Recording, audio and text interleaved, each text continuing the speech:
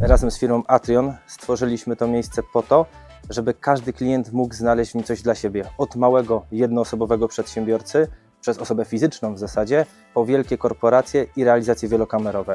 Jako fabryka transmisji zapewniamy pełne zaplecze sprzętowe, m.in. realizację wielokamerową, realizację światła, ale przede wszystkim realizację dźwięku, czyli to, co jest w filmie najważniejsze. Pomagamy klientom zrealizować ich pomysły, doradzamy, podpowiadamy i staramy się, aby produkt finalnie przekazany klientowi spełniał jego oczekiwania i był jak najwyższej jakości.